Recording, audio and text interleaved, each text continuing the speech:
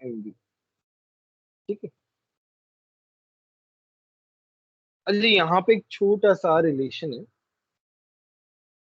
C if you see, let's say तुम्हारा velocity बहुत ज्यादा है, मतलब मोमेंटम बहुत ज्यादा है, तो लैम्डा क्या होगा? बोलो। कम। कम होगा सर। लैम्डा बहुत इंक्रीज। कम होगा। तो इसका मतलब क्या, अगर मोमेंटम ज्यादा है तो पार्टिकल नेचर ज्यादा है, right? Yes sir. Yes yes sir. Sir. तो जब पार्टिकल नेचर ज्यादा है तो वेव नेचर है ही नहीं, ऑलमोस्ट खत्म हो गया, मतलब बहुत कम हो गया, क्योंकि लैम्डा कम हो गया। अगर मेरा पार्टिकल नेचर कम है तो वेव नेचर क्या हो गया? ज्यादा हो गया। बोलो, ये वाली बात समझ में आई कि नहीं? ये यस कोरिलेशन सर। समझ में आया कि नहीं? Yes sir. ठीक है, तो ये एक छोटा सा कोरिलेशन था। अभी हम जो है इस फॉर्मूला में थोड़ा सा और भी चीजें लेके आते हैं। तो अभी क्या है, काइनेटिक एनर्जी का इन्वॉल्वमेंट भी आ जाता है। तो वो कैसे आता है? Sir, your voice is cracking. No, sir, it is proper. No sir. Yes sir. तो काइनेटिक एनर्जी क्या होता है? Half m v square. ठीक है। अब मैंने क्या किया, मैंने हाफ एम से मल्टीप्लाई किया और एम से डिवाइड कर दिया। ठीक है। मैंने क्या लिया, मैंने एम स्क्वायर वी स्क्वायर लिखा 2m की, राइट? तो एम वी क्या हो गया? 2m का। भूली वाली बात समझ में आई कि नहीं yes I? Sir. Yes, yes sir. Sir. Lambda क्या होता है? एच अपॉन एम वी होता है। तो मैंने क्या कर दिया, ये पुट कर दिया, भाई ऊपर निकाला ना एम वी का वैल्यू।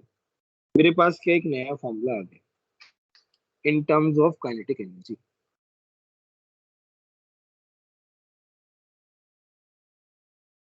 समझ में आया? Yes sir. सर ये डेरिवेशन वापस बता सकते हैं? कुछ है ही नहीं डेरिवेशन में यार, तुम खुद से देखोगे तभी समझ जाओगे। Sir. Kinetic energy half m v square, m से मल्टीप्लाई किया, एम से डिवाइड किया, तो we got m square v square का वैल्यू एज 2m के। तो एम वी मेरे पास क्या आ गया, रूट ओवर 2m के ही क्या है, काइनेटिक एनर्जी। बस मेरा लैम्डा क्या होता है, एच अपन एम वी होता है, और एम वी को हमने सब्स्टिट्यूट कर दिया, कुछ नहीं किया। Okay sir.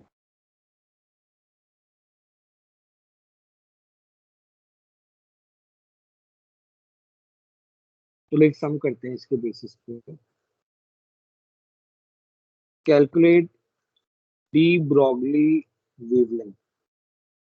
ये क्या है, डी ब्रॉगली वेवलेंथ है of alpha particle with kinetic energy 5 × 10⁻⁻8 joules। अब देखो यहाँ पे अल्फा पार्टिकल है, ध्यान से करना।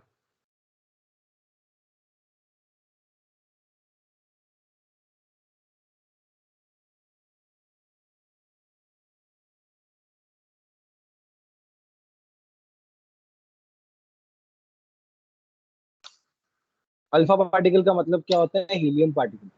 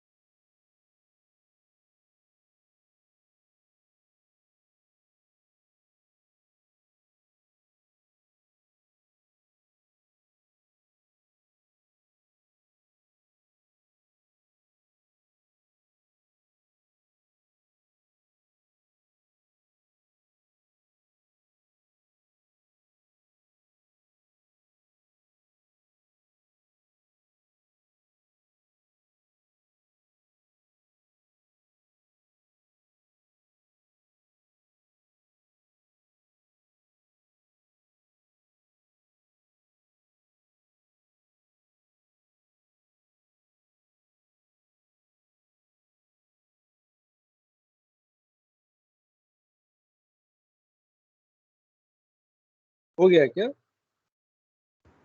Yes, sir.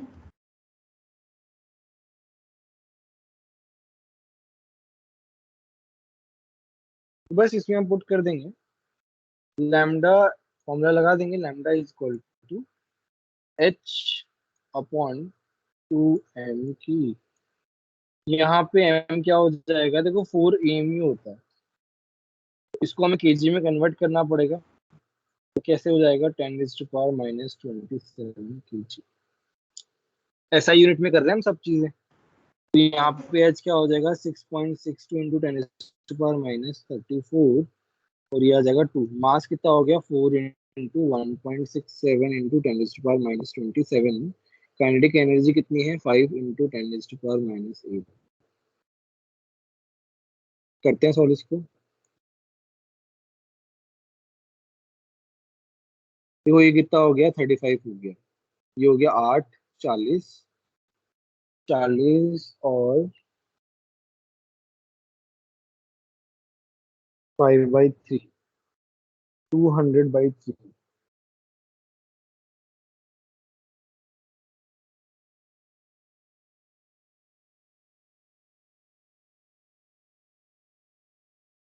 बनाना है ना? तो हम क्या करेंगे, इसे इवन नंबर क्यों बनाना है बोलो, why do we want even number, 10 raise to power को।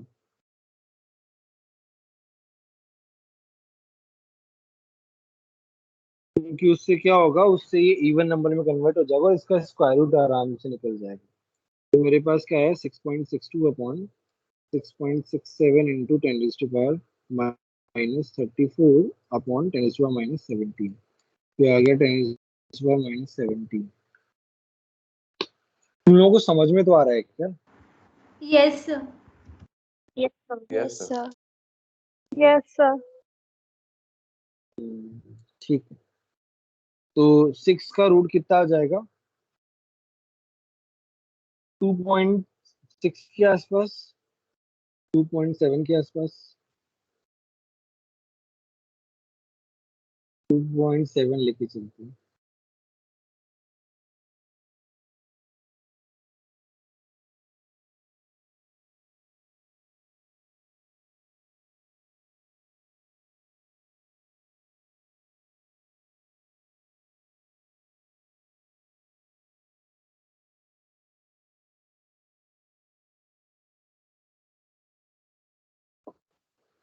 ये करीब करीब 2.6 के आसपास आएगा, है ना? ये वेवलेंथ किस में आया है, मीटर में आया है, ध्यान रखना। हम इसे एंगस्ट्रॉम में कन्वर्ट करेंगे तो क्या हो जाएगा,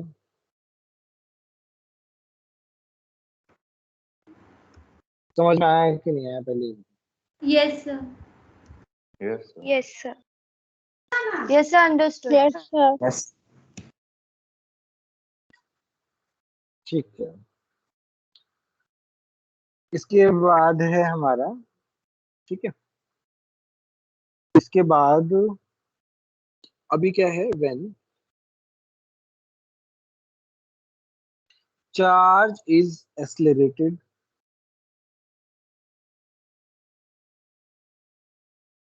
when charge is accelerated with some potential v, ठीक है, तो मेरा काइनेटिक एनर्जी क्या हो जाता है, q into v। Charge into potential हो जाता है मेरा काइनेटिक एनर्जी। तो अब मैं क्या लिख सकता हूँ, lambda is equal to h upon 2m/v। बोलो ये वाली बात समझ में आई कि नहीं? मेरे पास क्या आ गया, मेरे पास एक और फॉर्मूला आ गया। Yes, sir. बोलो ये समझ में आया कि नहीं आया? Yes, sir. किसी को कोई डाउट हो तो बोलो। No, sir. No, sir. Very good, very good.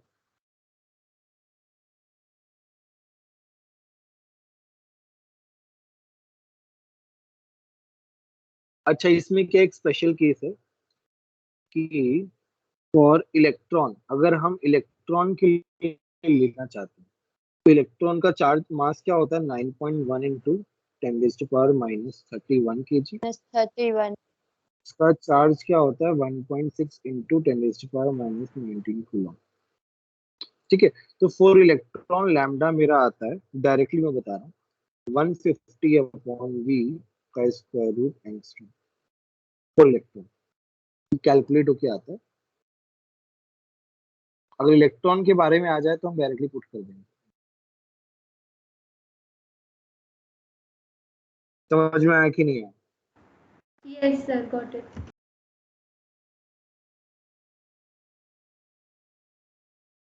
चलो एक सम करें। Yes, sir. Calculate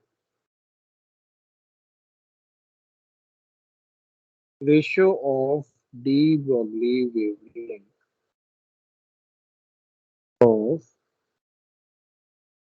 alpha two proton when accelerated through same potential difference।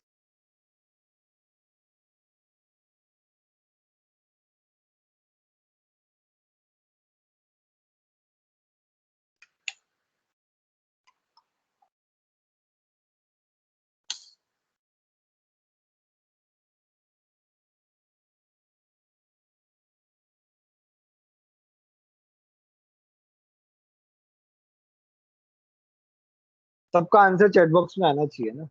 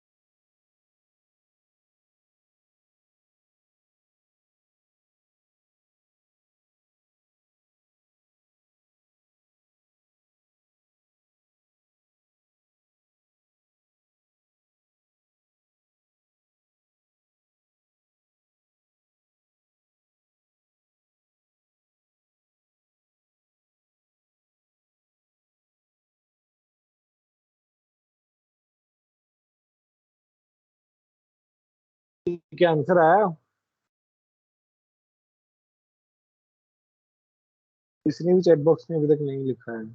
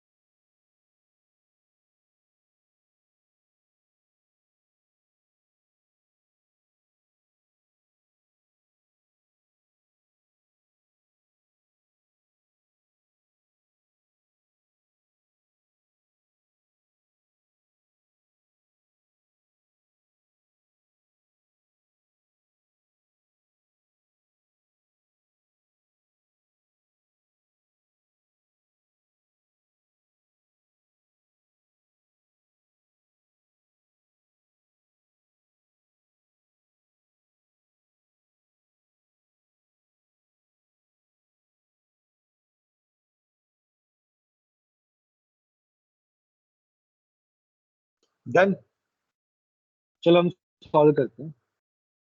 तो हमारे पास फॉर्मूला क्या है, H/2m/q_v, राइट। उन्होंने बोला पोटेंशियल डिफरेंस जो है वो सेम है। अल्फा का मास कितना है, 4 mu। Yes, sir. Done. प्लूटोन का मास कितना है, 1 mu। ठीक है। चार्ज की बात करें, अल्फा का चार्ज कितना है, 2, क्योंकि ये 2 हीलियम 4 होता है। ये तुम्हारा चार्ज हो गया, राइट। बोलो।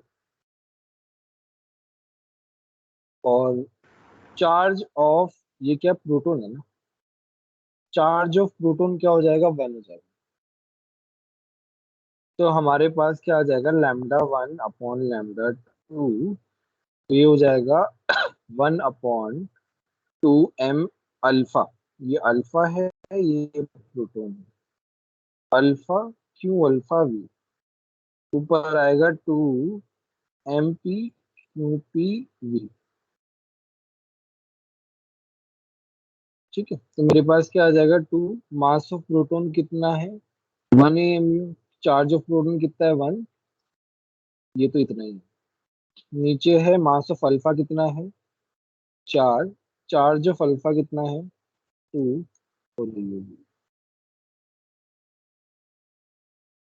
तो क्या आ जाएगा, 1/√8। आ गया मेरे पास, बोलो।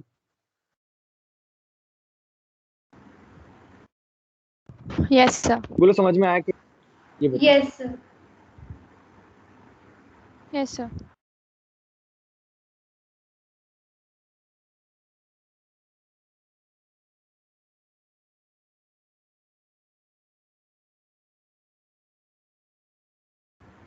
ठीक। किसी को कोई डाउट है तो पूछ लो। No, sir. No doubt. ठीक है, चलो एक और सम करते हैं फटाफट। कैलकुलेट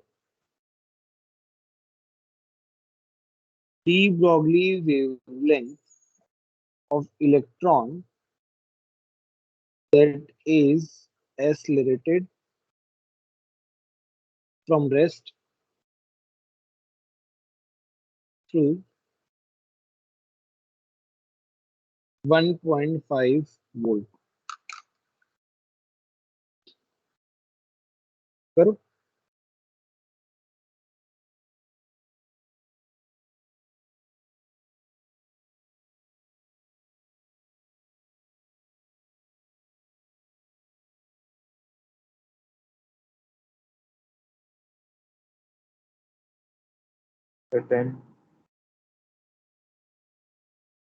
हाँ सही है।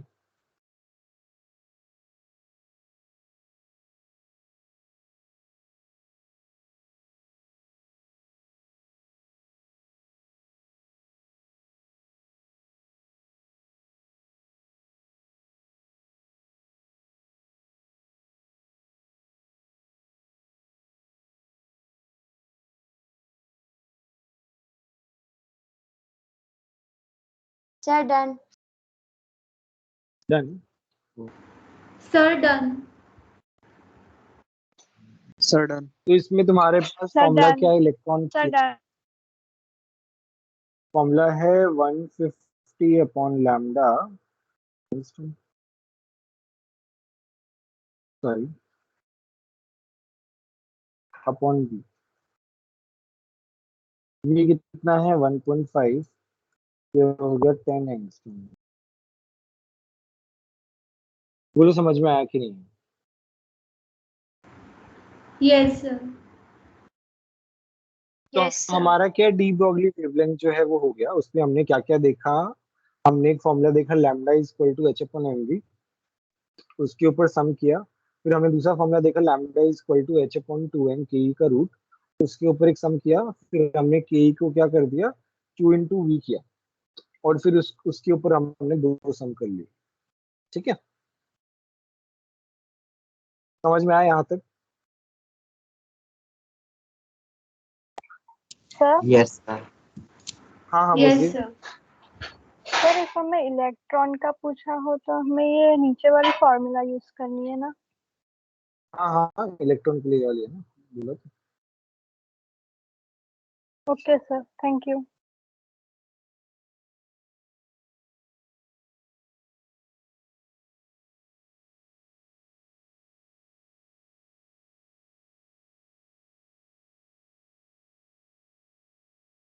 ठीक है,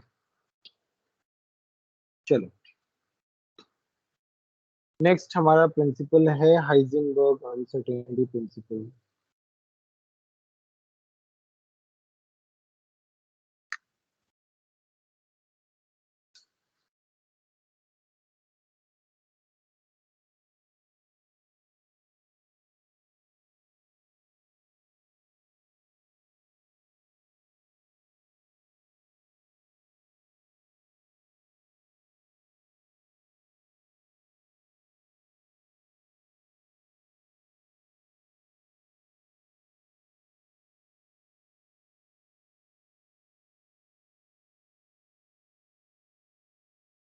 ठीक है, तो अभी तक हमने क्या पढ़ा कि लाइट का क्या है, डुअल नेचर है, पार्टिकल नेचर है और वेव नेचर है।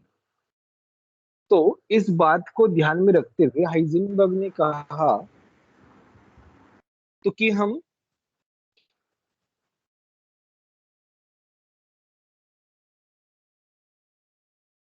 जो लाइट पार्टिकल्स, जो लाइट बेसिकली दोनों बिहेवियर शो कर रही है, तो उसके लिए हम पोजीशन और वेलोसिटी जो है वो एक साथ करेक्टली डिटरमाइन नहीं कर सकते।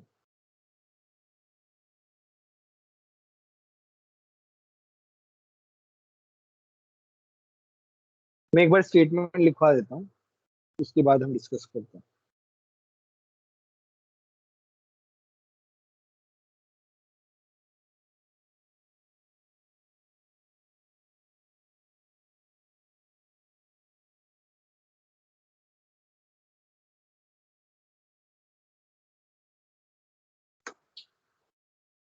Basically, Heisenberg he stated that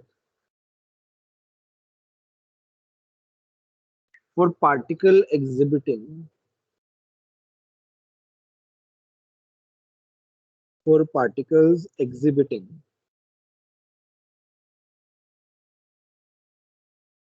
both particle and wave nature, both particle and wave nature, it will not be possible to it will not be possible to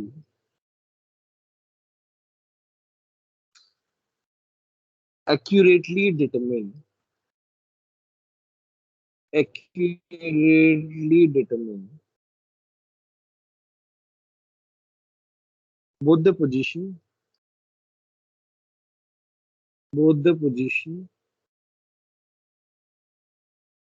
and velocity at same time। उन्होंने बोला कि या तो हम position precisely determine कर सकते हैं या फिर हम वेलोसिटी प्रिसाइजली डिटरमिन कर सकते हैं, but we can not determine precisely both at the same time. That's what Heisenberg said. दोनों हम करेक्टली डिटरमाइन नहीं कर सकते किसी भी पार्टिकल के लिए जो कि दोनों नेचर शो कर रहा है। ये बात समझ में आई कि नहीं आई, बोलो। Yes, sir. Sir, can you explain this again? तो बेसिकली ही सेड कि we cannot determine position and velocity correctly with precision at the same time।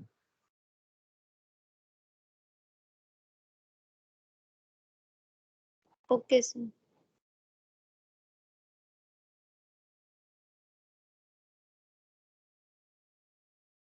है ना? तो हम जैसे इलेक्ट्रॉन है हमारा, तो इलेक्ट्रॉन का हम मतलब अगर इलेक्ट्रॉन जो है एट ए टाइम वो मल्टीपल पोजीशन पे रह सकता है। इलेक्ट्रॉन क्या है, at a time multiple positions पे रह सकता है, क्योंकि उसका इसीलिए उसका पोजीशन डिटरमिन करना बहुत मुश्किल है।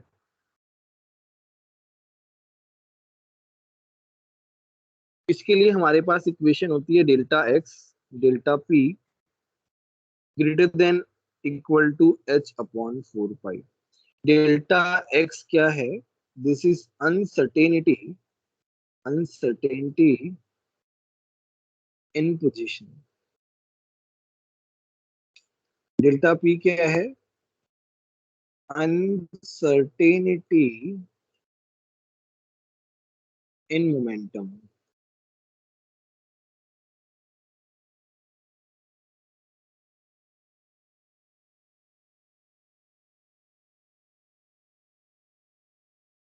ठीक है, Yes, sir.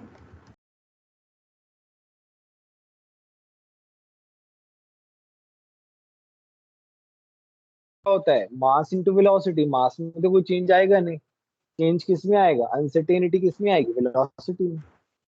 Greater than equal to h upon 4 pi, ये हमारा होता है।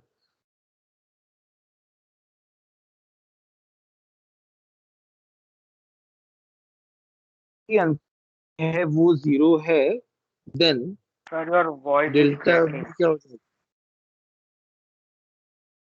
Is it for everyone. No, sir. Yes, sir. Yes, yes. Yes, अभी से आ रही है।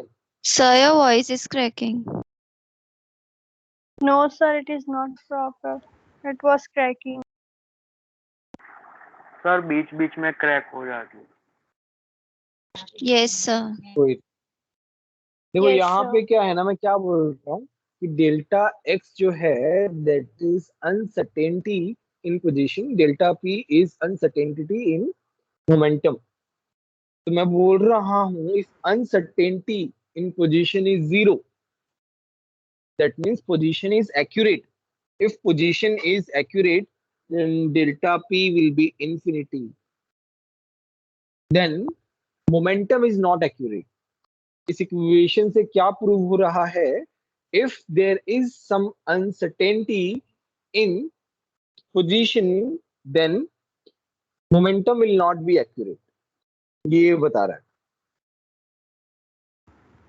Vice versa, if delta p मतलब मोमेंटम में कोई गड़बड़ नहीं है, वो प्रिसाइज है, then delta x will be infinity.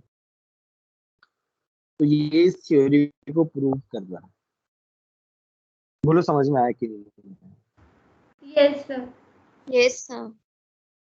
Yes sir. Sir, हाँ बोलिए। सर इसका कंक्लूजन ये निकलता है ना कि एक स्टेबल है तो दूसरा स्टेबल नहीं होगा, और दूसरा स्टेबल है तो फर्स्ट वाला स्टेबल नहीं होगा। नहीं नहीं नहीं नहीं, इसका मतलब ये है, जैसे हम अगर इलेक्ट्रॉन को देखें तो इलेक्ट्रॉन जो है वो क्या है, उसका हम अगर पोजीशन करेक्टली डिटरमाइन कर सकते हैं तो उस टाइम पे हम उसका वेलोसिटी डिटरमाइन नहीं कर सकते, एंड वाइस वर्सा है। If we can determine velocity momentum correctly, then we can not determine position correctly. Sir it means हम एक टाइम पे कोई एक ही डिटरमाइन कर सकते हैं, पोजीशन करेक्टली। या वेलोसिटी को एक। Okay sir.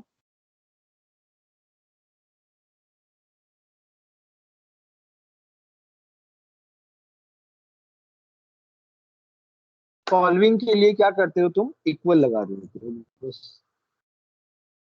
ये मेरा फॉर्मूला है। सॉल्विंग के लिए तुम इक्वल लगा देते हो बस, कुछ नहीं।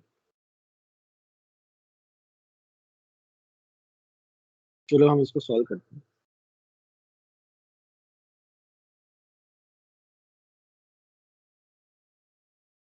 A golf ball has a mass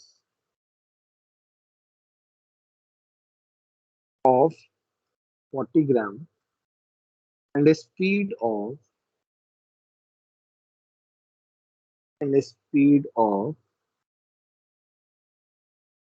45 meter per second. If speed can be measured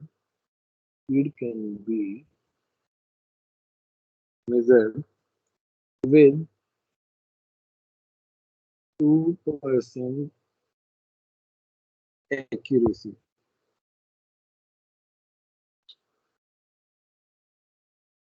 Calculate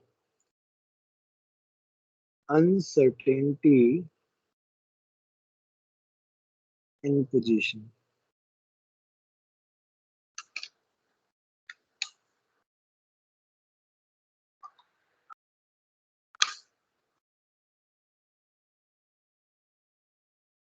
निकालो।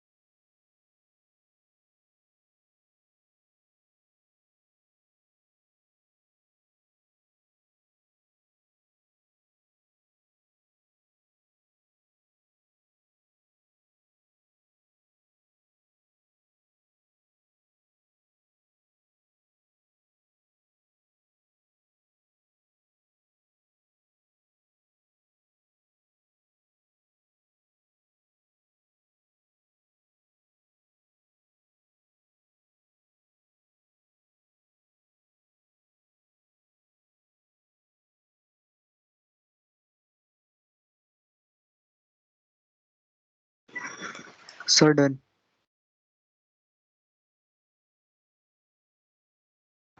Nine. Sir, done.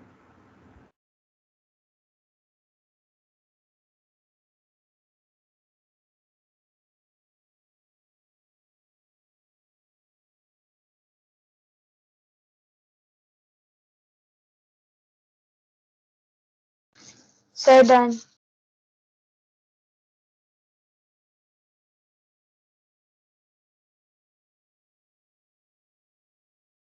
चलो सॉल्व करते हैं इसको।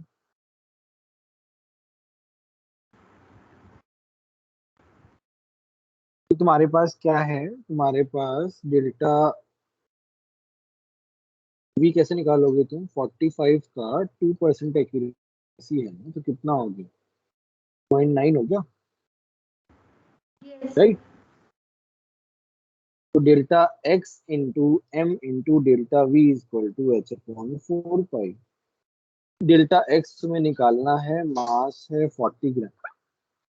अब देखो 40 ग्राम है, तुमको किलोग्राम में कन्वर्ट करना पड़ेगा क्योंकि ऐसा यूनिट में चाहिए सारी चीजें। ये ऐसा यूनिट है, ये हो गया 6.62 इंटू 10⁻⁻34 4 इंटू 3.14। यहाँ से डेल्टा एक्स कितना आया बोलो?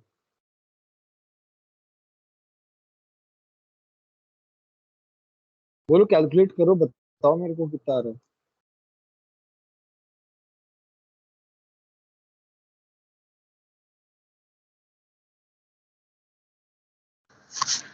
Sir, 14.6 into 10 to the power minus 34 meter.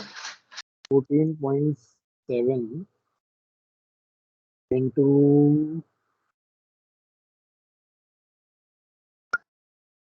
10 is to power minus 34, right? Yes, sir. ठीक है, right. सबको समझ में आया? Yes, sir. Yes, sir. Next question करते हैं.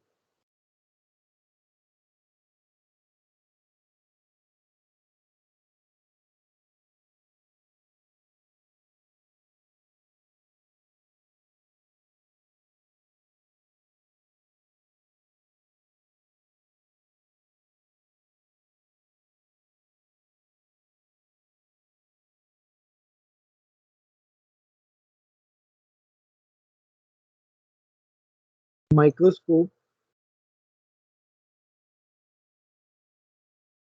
using suitable technique, using suitable photon is used to locate an electron, to locate an electron in an atom with a distance of 0.1 angstrom. What is the uncertainty? What is the uncertainty in measurement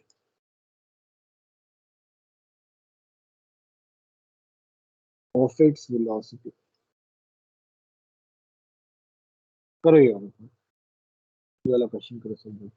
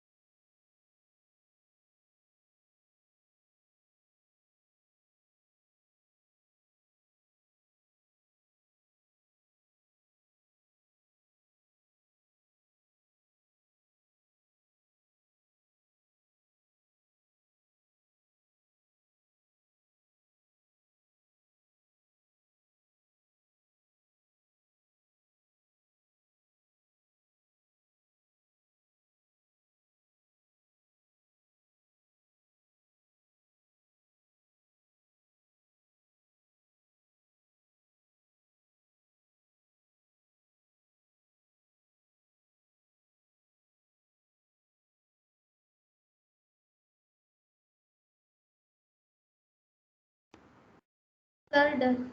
Sir, done.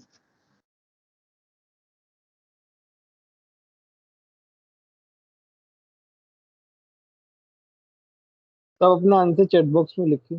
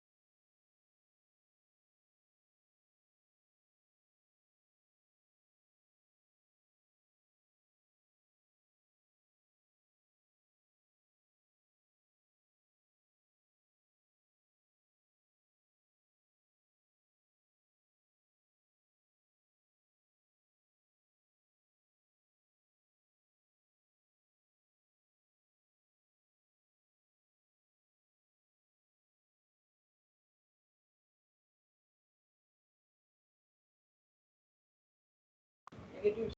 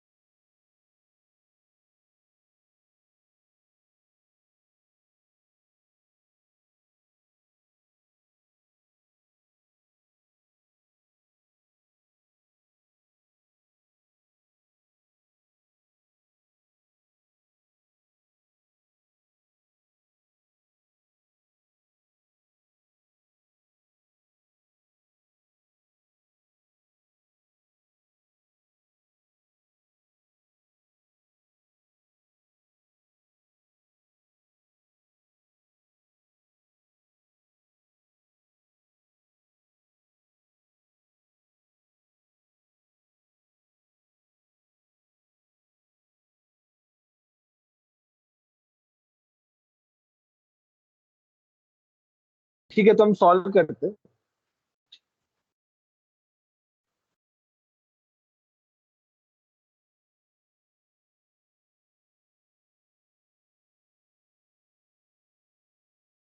Angstrom मास कितना होगा?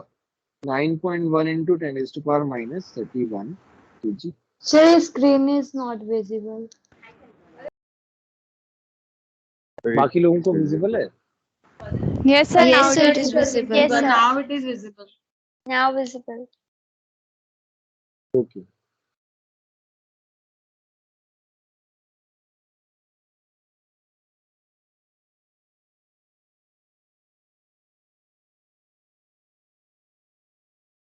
तो यहाँ पे क्या आ जाएगा मेरे पास? Delta x into m delta v equal to h upon 4 pi. अब यहाँ पे हम क्या कर देंगे? पुट कर देंगे वैल्यूज।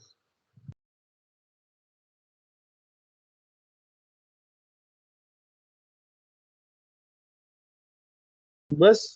तो डेल्टा एक्स कितना है? 0.1। एंगस्ट्रॉम कितना होता है? 10⁻⁻10 होता है। मास कितना है? 9.1 टू 10⁻⁻31। डेल्टा वी निकालना है। एच कितना है? 6.6 इंटू 10⁻34 और 4 इंटू 3.14। कितना आ रहा है आंसर?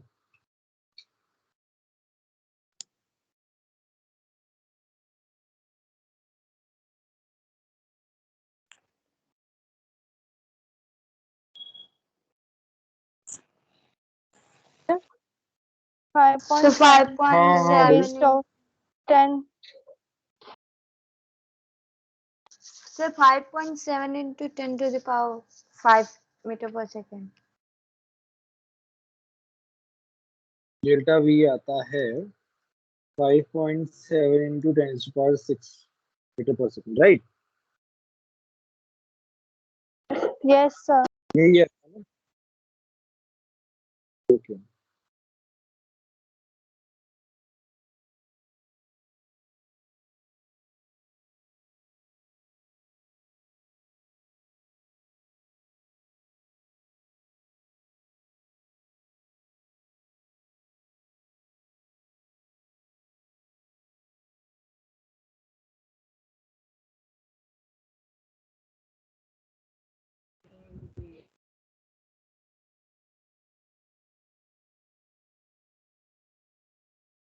अच्छा, एक रदरफोर्ड के ड्रॉबैक्स रह गए थे, वो हम एक बार कंप्लीट कर लेते हैं। तुम्हारा हाइजेनबर्ग प्रिंसिपल हो गया, सिंपल ही है।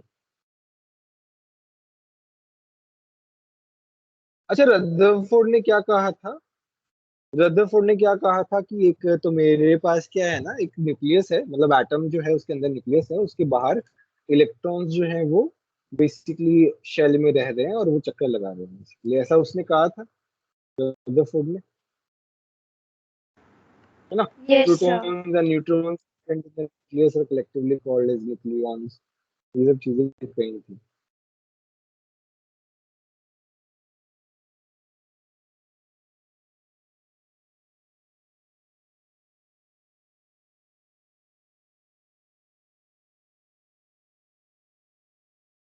अब हम क्या लिख लेते हैं? ड्रॉबैक्स लिख लेते हैं। ठीक है, ये एक पार्ट एक बार मिस हो गया था हमारा। तो इसके ड्रॉबैक्स क्या हैं बेसिकली? कि भाई इसने ये तो बता दिया कि इलेक्ट्रॉन जो है वो घूम रहे हैं, बट उसने उसकी पोजीशन नहीं बताई, the exact position, the exact position of electron from the nucleus is not defined. दूसरा, इलेक्ट्रोमैग्नेटिक वेव थ्योरी के अकॉर्डिंग इलेक्ट्रॉन जो है, when electron move around the nucleus they should emit radiation. Electromagnetic theory में Maxwell ने क्या बोला कि जब भी कोई इलेक्ट्रॉन घूम रहा है अराउंड द न्यूक्लियस तो उसको रेडिएशन एमिट करना चाहिए एंड लूज एनर्जी, है ना। मतलब क्या है ना कि ये तुम्हारा न्यूक्लियस है, इलेक्ट्रॉन अगर यहाँ पे घूम रहा है तो उसकी कुछ एनर्जी लूज होगी अकॉर्डिंग टू मैक्सवेल, और Yes. उस थ्योरी के अकॉर्डिंग वो क्या होना चाहिए, वो इसके अंदर फॉल हो जाना चाहिए।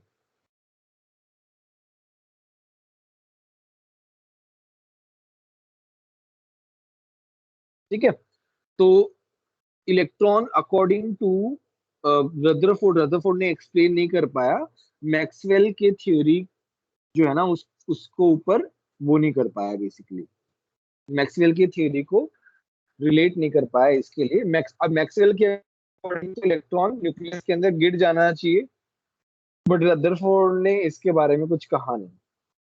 जो कि बोर ने कहा था, बोर ने क्या कहा कि हर एक शेल की एनर्जी फिक्स होती है इनरेस्पेक्टिव ऑफ एनीथिंग।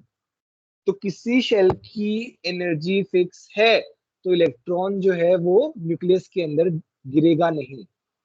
तो इस वाली ड्रॉबैक को किसने रेक्टिफाई किया, बोर्ड ने रेक्टिफाई किया। रदरफोर्ड ने तो क्या है इसके बारे में कुछ कमेंट किया ही नहीं।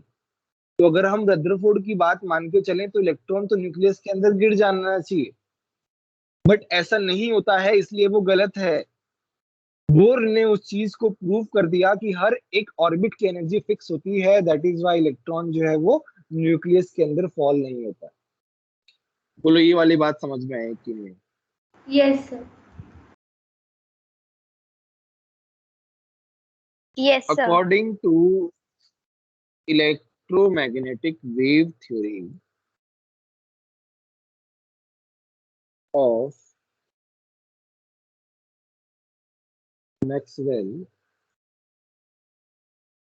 when electron moves around the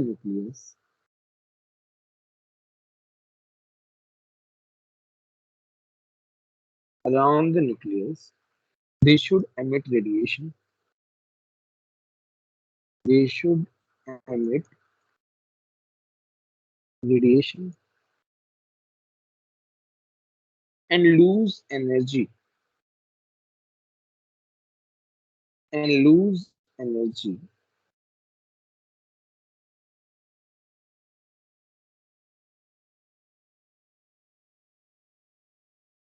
And thus, electron should move in spiral path, move in spiral path, and ultimately fall into nucleus.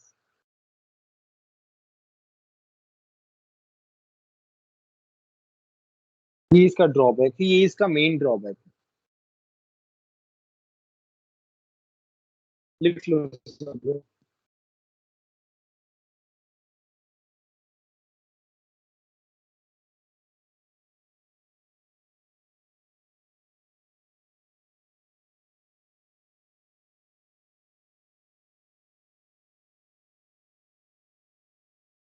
बोलो किसी को डाउट है।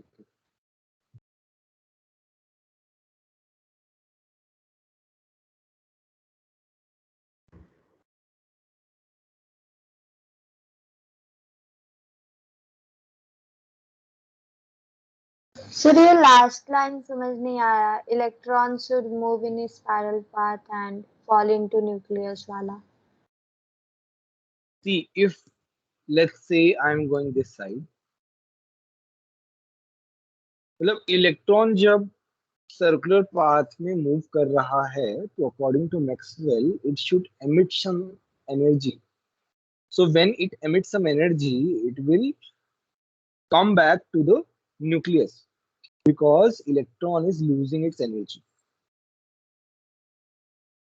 तो इलेक्ट्रॉन जो है वो क्या करेगा, देखो यहाँ पे यहाँ से यहाँ क्या हो रहा है, जैसे जैसे एनर्जी इलेक्ट्रॉन की कम होती जा रही है वैसे वैसे वो न्यूक्लियस के अंदर जाता जा रहा है.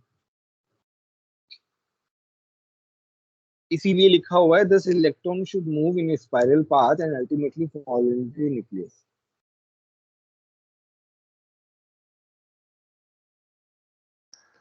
Okay, sir, got it.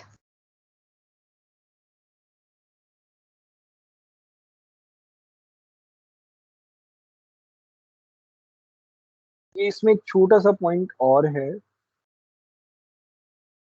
Frequency वगैरह का देख लिया था. Number of waves, number of waves कोई पूछ ले इन एनी ऑर्बिट,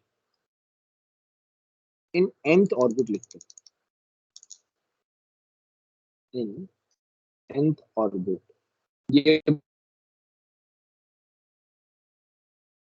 ऑर्बिट में कितनी वेव्स होती हैं तो क्या बोलोगे, बोलो. And N. फर्स्ट ऑर्बिट में N अरे तो number. n1 हो गया ना Yes, sir. यार, ये दिख नहीं रह गया यार तुमको. Sir, nth n orbit square. Is equal to n. N n or square कहाँ से आ गया यार,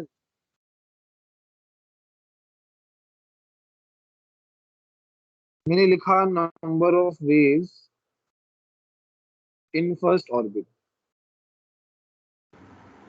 तो कितनी होगी, 1 होगी. 1. 1. देखो ना. Yes, sir.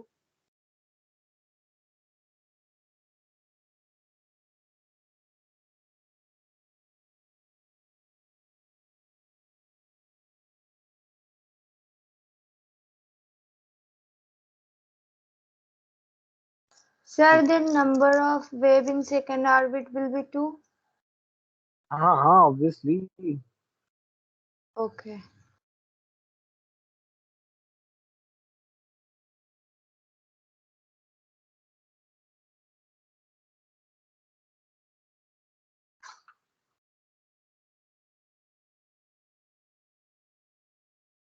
चलो इसमें मैं कोर्स हम करते हैं. Calculate ratio of de Broglie wavelength of alpha and p plus proton, alpha and p plus मतलब proton if ratio of their kinetic energy is equal to 1:4. करो सॉल्व.